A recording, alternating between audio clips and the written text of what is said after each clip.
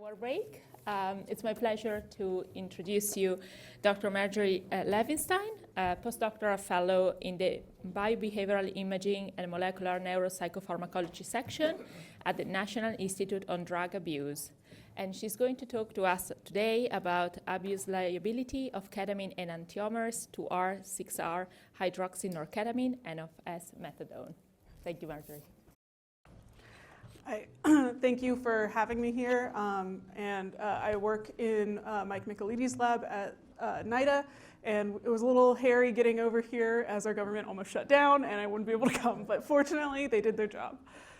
So I'm not going to belabor a point about an introduction about ketamine. That's what this conference is all about, but it is a racemic mixture of S and R enantiomers. It's been well established as an analgesic and dissociative anesthetic, and in the last couple decades has been developed as an antidepressant, with esketamine, being approved about 5 years ago under the name of Spravato. Ketamine and thus its enantiomers are controlled substances with known abuse liability. And all of them have been are thought of as NMDA receptor antagonists, with esketamine having the highest affinity for the NMDA receptor compared to the racemic or R-ketamine.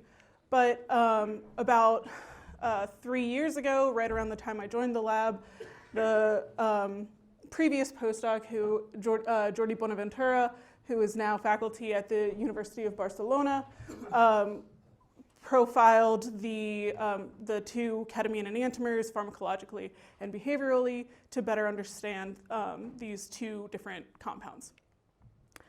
So the first thing that he did was look at the target profile against a panel of receptors and enzymes, and as you can see, at 100 nanomolar, neither of these S or R-ketamine really hit anything, but at 10 micromolar, so the much higher concentration, both of them do hit the PCP binding site of the NMDA receptor, and S-ketamine is also targeting the mu-opioid receptor.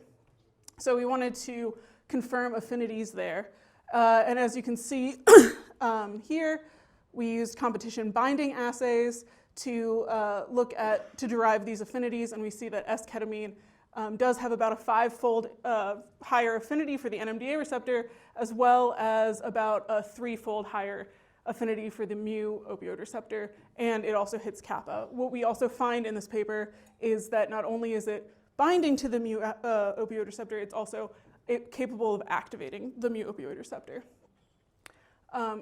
He also wanted to look at the abuse liability of both R and S-ketamine. And so in our lab, one of the main procedures we use is intravenous self-administration, where the rats will lever press and receive an infusion of the drug. And so for this, we did 16 days of training. It takes them a little while to understand the protocol, and then the groups were split, where some of them got a dose response, which means each day they receive a different dose of the drug per infusion, and so then we can find what their preferred dose is. Another group was put through the progressive ratio task, where each time they get an infusion, they have to press more times on the lever in order to receive the next infusion. So this gets more at the motivation.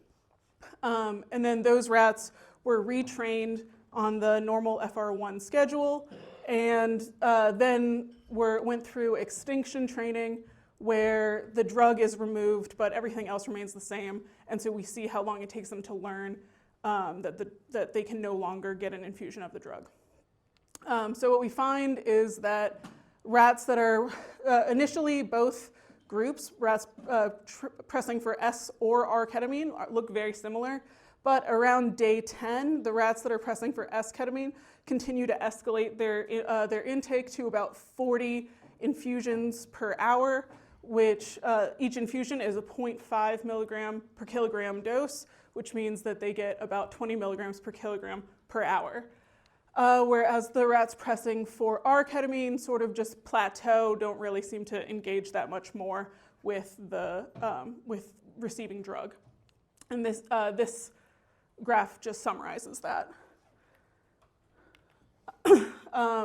Importantly, rats pressing for either S or R-ketamine do distinguish between the active and inactive levers. They know which lever is giving them a drug or doing something, but the rats pressing for S-ketamine press much more than the rats pressing for R-ketamine. For the dose response, we see this nice inverted U-shaped curve for rats pressing for S-ketamine with a peak at the 0.25 milligram per kilogram dose. Whereas rats pressing for R-ketamine have a flat dose response curve, meaning that they're not pressing for the drug in any sort of dose-dependent manner, and thus not really for the pharmacological value. For the progressive ratio task, the rats pressing for S-ketamine have a much higher break point, meaning that they are much more motivated to press for S-ketamine than the rats pressing for R-ketamine. Interesting though, when we put them through extinction, as you can see on the last day of the self-administration task, there is this dramatic difference with rats pressing for S-ketamine more, but on the first day of extinction, both of them pretty much immediately stop pressing the lever. So while the rats do like taking S-ketamine, they learn very quickly that it's not there. And so for conclusions from this paper, we see that these two drugs do act differently, both pharmacologically and behaviorally, and that S-ketamine is the primary driver of racemic ketamine's abuse liability, since that is the enantiomer that the rats are willing to self-administer. But it does seem to be somewhat low, probably lower than other drugs of abuse, and that's evidenced by the quick extinction. And this may involve opioid receptors, given that we found in vitro S-ketamine does interact with and activate the mu-opioid receptor, but this paper did not get into it. So that is where I came in, and so this is my paper that was published last year in Biological Psychiatry. And we wanted to follow up on the S-ketamine angle. We are the National Institute on Drug Abuse, so we wanted to look further into the aspects of drug abuse here. So we were able to replicate the S-ketamine self-administration and dose response that Jordy's paper had, again with the peak at 0.25 milligrams per kilogram per infusion. And then at that peak dose, we pre-treated rats with either naltrexone, which is an opioid antagonist, or MK801, which is another NMDA receptor antagonist, and saw how it affected their lever pressing at that dose of 0.25 milligrams per kilogram per infusion. And as you can see, both naltrexone and MK801 significantly decreased the number of infusions the rats received, indicating that the opioid component is at least part of the abuse liability of S-ketamine. Next, we collaborated with Tommaso Di Ianni, who is in Rog Aaron's lab at Stanford, and he performed functional ultrasound imaging, which is a technique that has high spatiotemporal precision to measure cerebral blood volume changes, which we interpret as changes in brain activity. This method is done at a single plane in the brain, and we chose this plane that encompasses some prefrontal cortex as well as the nucleus accumbens, which is important for reward. So in this protocol, he gave rats either naltrexone or not, and then infused them with a 0.5 milligram per kilogram bolus of S-ketamine. Again, this is equivalent to 1 lever press infusion during the training protocol from our rats doing the self-administration, and then acquired the cerebral blood changes. Oh, and this is a map showing where naltrexone prevented S-ketamine-induced activation. And here's a time course focusing on the nucleus accumbens core and shell. And as you can see in blue, S-ketamine dramatically increases brain activation, and that this is blunted by pretreatment with naltrexone. So like the intravenous self-administration, we see that the opioid system is involved in this increased activity in a reward center in the brain. Our lab uses small animal PET in order to study what's going on in the brain in vivo. And we recently characterized the mu-opioid specific F18-FE deprenorphine, or I'm just going to call it FE-TPN. So we now are able to see S-ketamine's interaction with mu-opioid receptors in vivo in real time, basically. So here, rats received a bolus injection of the PET tracer along with a dose of S-ketamine or saline, and then during the 90-minute scan, received a continuous infusion equivalent to what they do in self-administration, or 20 mg per kg per hour. And so what we see here is that there is significantly less binding of FEDPN in several brain regions, including the prefrontal cortex. And this indicates that these mu-opioid receptors are occupied with S-ketamine. So we can now see that S-ketamine is directly interacting with the mu-opioid receptor in vivo at self-administered doses. But we also wanted to know what repeated administration of S-ketamine does to the mu-opioid receptors in the brain, as these rats who are self-administering are not taking it one time.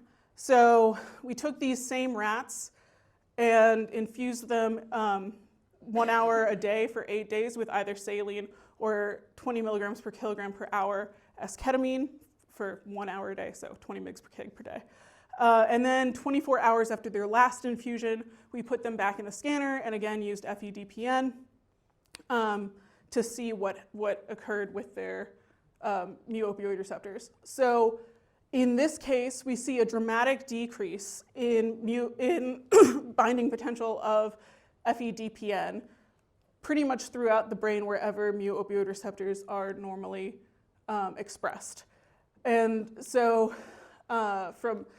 from this, we interpret this as like a decrease in actual expression of the mu-opioid receptor, because it's not that the receptors are being occupied by S-ketamine since S-ketamine's not around, it's that they just don't exist for the PET tracer to bind to.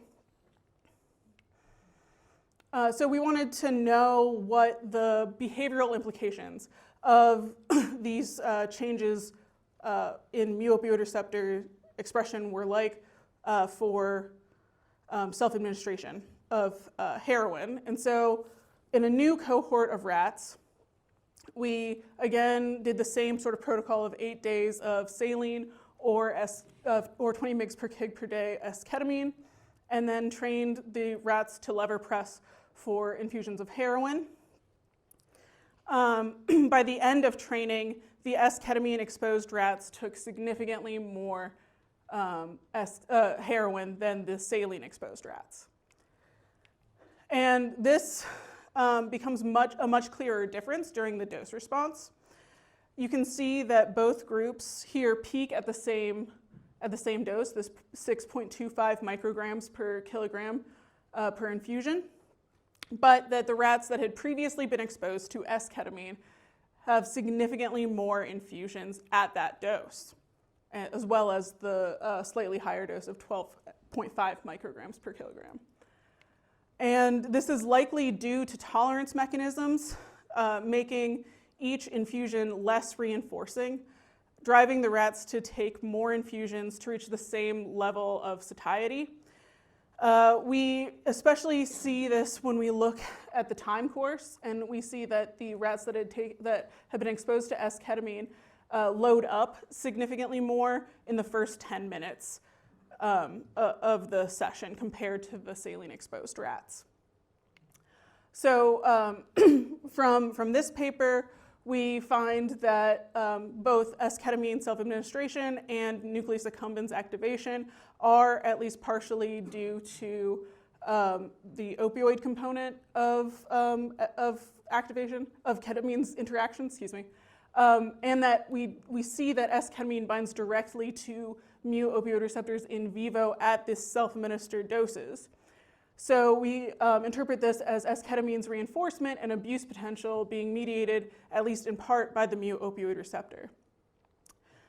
We also find that repeated esketamine-induced mu-opioid receptor desensitization and decreased expression, which leads to tolerance and increased heroin self-administration, likely by decreasing its reinforcement. And so this has clinical applications for using esketamine and racemic ketamine in the treatment of opioid use disorders. There has been some studies out of Russia that actually show that ketamine can be helpful in treating heroin dependence. And so perhaps it has something to do with this aspect. So in the talk, the title of the talk in the abstract, I promised to talk about hydroxynorketamine. This was again from Jordi Bonaventura's work, where he wanted to find the target profile of HNK as well as some behavioral self-administration aspects. So similar to the previous paper, to his previous paper, looked at the target panel, didn't really see anything at 100 nanomolar, didn't really see much at 10 micromolar, although there is a potential hit at the NK1 receptor. Still did competition binding assays against NMDA, the NMDA receptor, the mu-opioid receptor, and the kappa opioid receptor. As you can see, while S and R ketamine do have binding curves, we don't see anything like that for H and K, which is the red line. And then when we look at the NK1 receptor, we see a nice binding curve with substance P. It's native ligand, but don't see anything with H and K. So there's more in the paper about trying to find the binding site, but pretty much we, as you might have been able to tell from the title, were fairly unsuccessful on that. But at least we also did some self-administration and find that while, again, rats will self-administer esketamine, they don't self-administer H and K. Again, we were able to show a nice inverted U-shaped curve for esketamine, but a flat curve for H and K. And then here, this is in a different cohort of rats that had been trained to self-administer heroin. And then the syringe was switched out for either H and K or esketamine. And so we see that with the rats that were given H and K, they have what's called an extinction burst, where the animal is basically trying to find the heroin. It was very much like just pressing the lever, trying to get heroin. But then they rapidly extinguish that behavior. But with if they are pressing for esketamine, they continue to escalate and basically substitute their self-administration from heroin to esketamine. All right, so that was all of the ketamine stuff, but we are also talking about a new kind of rapid-acting antidepressant, esmethadone, and so this was a paper that I just had come out at the very end of last year on the basically pharmacological profile of not only esmethadone, but also the other enantiomer, the R and racemic. So methadone is also a racemic mixture. It is one of the most commonly used treatments for opioid use disorders, and esmethadone is currently under clinical development as an antidepressant. which it's been shown to have antidepressant properties in humans as well as in rats. And it's being called an NMDA receptor antagonist, much like ketamine, but we wanted to know the pharmacology a little bit better. So we, again, did the same sort of targeting panel, and we see that at 100 nanomolar, esmethadone only targets the mu-opioid receptor. At the supraphysiological concentration of 10 micromolar, it does target other things, but the 100 nanomolar is much more likely to be what is found in a biological being. And our methadone is similar to esmethadone.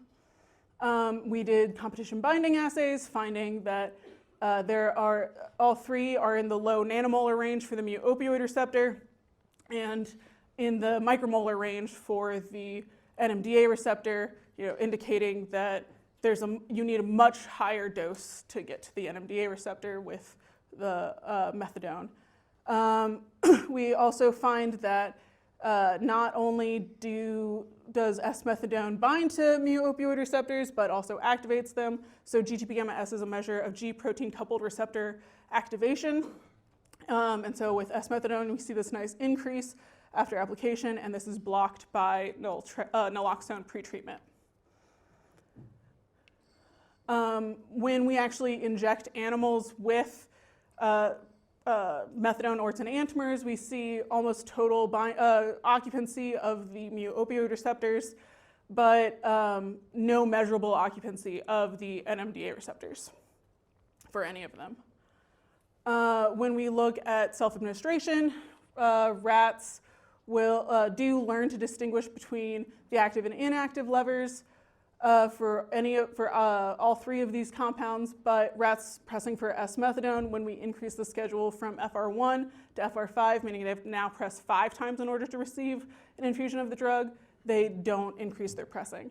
Also, rats pressing for esmethadone have a flat dose response curve, again indicating that they're not pressing for any pharmacological reason.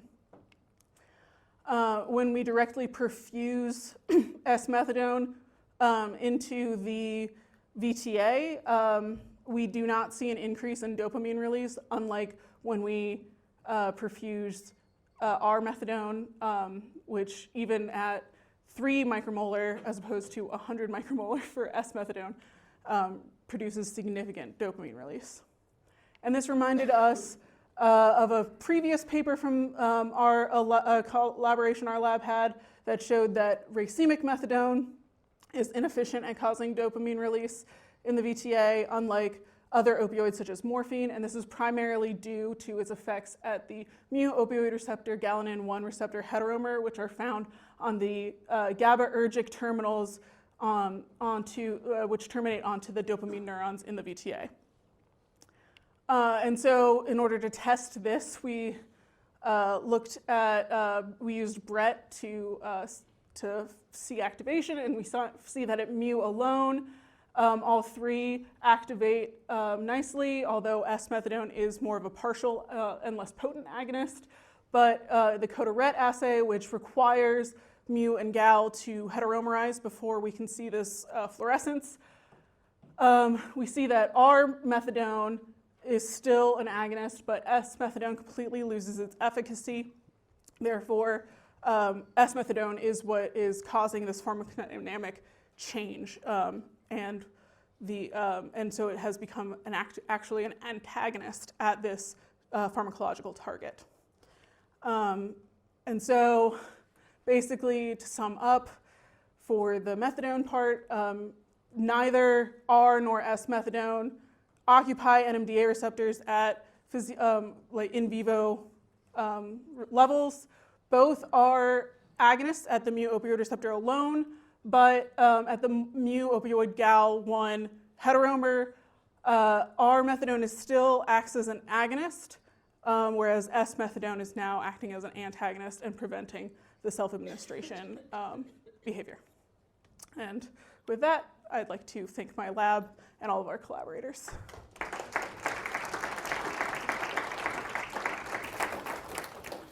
Thank you, Marjorie. Such interesting data set. Any question? Yeah, sorry, Alicia, can you? question to microphone to Jonathan. Can I just ask a question first? Can you just say a little bit more about the implications for opioid use disorder? For methadone or for No, what? For esketamine. So in Russia, there are a couple of papers that have been out that show that people who are heroin dependent and then given ketamine as well as psychotherapy don't relapse at least as quickly. And we think that it might be due to basically esketamine kind of acting as a substitution therapy. And we are kind of actively testing that out, so we'll know more in a few months, I think. Does naltrexone have an effect on self-administration in non-opioid drugs of abuse? I'm unaware. We did also, I didn't say this, but we did also have a different cohort do food self-administration, and we pre-treated them with naltrexone or with MK801, and neither of them had an effect on the food self-administration at the doses that we chose. So. Thanks for sharing your beautiful work. So I have a question about your first part of your work. That is about the function of esketamine in the addiction. So it seems the dose you choose for your experiment is 0.25. So for that dose in rats, it's probably 1% of the dose for the antidepressant effect. So just wondering whether this dose is still effect at treat the depression, and if yes, if you could application of the esketamine and the MOR receptor antagonist, that is the NXE, right? So whether the antidepressant effect will be impaired. Thank you. So you're asking, will naltrexone prevent the antidepressant effect? Is that what you were referring to? Sorry, I just wanted to clarify your question. Oh, so I just wondering whether the addiction you observed in your experiment, whether the ketamine dose is effective at treat the depression. I don't do any depression work, so I cannot say personally. I think that the general dose that is used for antidepressant-like behavior in rats is around 10 milligrams per kilogram. So like what these rats achieve in an hour is twice that. Obviously each infusion is less than what you would give for an antidepressant thing, but over the course of the session they would receive twice as much. Sorry. These are directly IV. Yes, yes. Great talk. I have a few questions. First is about HNK. Yes. Previously, Professor Todd Gold shows that HNK activates the AMPA receptor, but in your case, it seems the AMPA is not activated at 10 micromolar. Yeah. So we don't really in our hands, and again, this is not my work. This is a different person's work in the lab, so I can't speak super well to it. But in our hands, we haven't found a specific target for HNK. That doesn't mean that I'm saying anybody else is wrong. I think it's different methodologies are going to achieve different things. Yeah, I have a second question. It's about the esmethadone. Yes. You said the esmethadone doesn't have the activate the VTA release the dopamine because it couldn't activate the enantiomers of mu receptor and the GAL1 receptor. Yes. I wonder what percentage of the mu receptor is enantiomer? So the mu-gal heteromer is specifically found on these terminals from the RMTG onto the VTA. So it's not found in other brain regions as far as I'm aware. So that's part of why it's such a specific effect. So all the terminals from RMTG to VTA is the mu receptor and GAL1 receptor, or there are just mu receptor that's not There binding is to a high co-localization. localization, but Yeah. I don't know the percentage. the I think percentage, I it's very high, but I don't. David Weinshanker at Emory has I don't know if it's out yet, but he has a recent paper that was looking at the co-localization. The following question is like, what's the function of these enantiomers? Is like why evolutionary? I'm not sure. From Most opioids do not act like esmethadone. They continue to act as agonists at this heteromer, like it's a normal mu opioid receptor. And so there is also a galanin story to addiction. And so like it's an interesting marriage. I don't know what the evolutionary purpose would be, but I can tell you that that's what it seems to be doing, is controlling the dopamine release at least from opioids. Thank you very much. Thank you very much, Marjorie. Very good call. Thank you.